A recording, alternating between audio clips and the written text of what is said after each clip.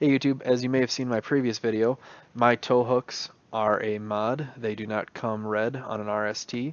Today I'm going to show you how to take those off, and once you get them painted, how to put them back on. Mine are powder coated. As you can see there, they look pretty nice, but you can paint them yourself if you want.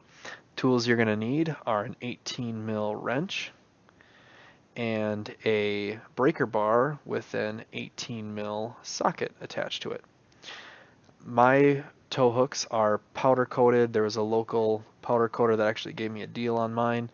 You can paint them however you want. My truck has the optional engine block heater attachment there installed. It's a little bit of a pain to work around, but it's nice up here in Minnesota. So hopefully you don't have one. It'll make your disassembly and reassembly a lot easier. But yeah, so we're going to go underneath here in a little bit, show you how to take those off. The important things to look out for, as you can see, there's some foam back there.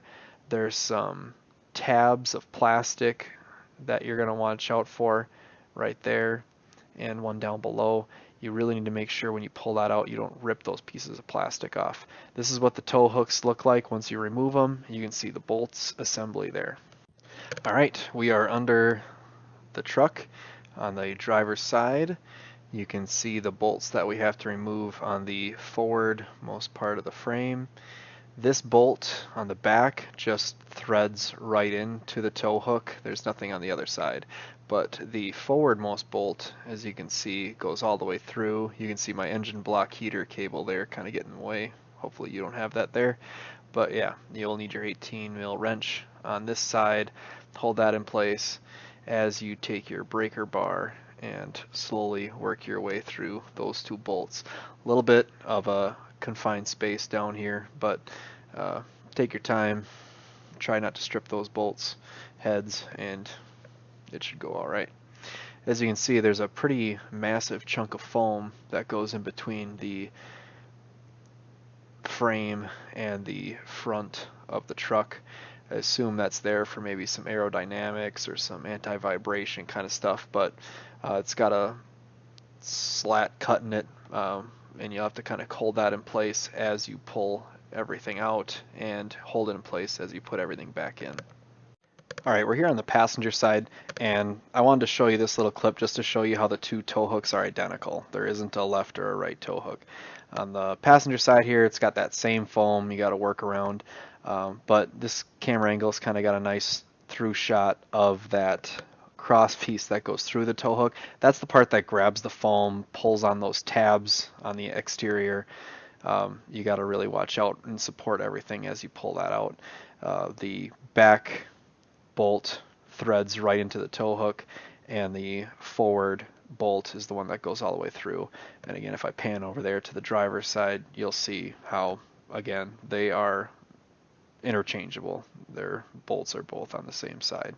So nothing to worry about once you take them off. You don't have to keep your left and right orientated the same. So yeah, just like I said, the tricky part is once you get those bolts out, which aren't too hard in that confined space, just get them out of there, is to support the foam, support those tabs on the exterior while you pull them out, and then make sure you get that foam orientated the same way, and get that tow hook inside the framework there and everything lined up into position before you put those bolts back in. Alright, that is it. I hope you found this tutorial informative. One thing that I've learned in my experience with my local powder coater is that if you're pretty patient and you're willing to give up your tow hooks for a week or two, that they may just hold on to them and wait for a run of your color, and that can actually save you some money. So if you're not in a big hurry, you could potentially get these powder coated for a little bit cheaper if you're not making them run a specific color.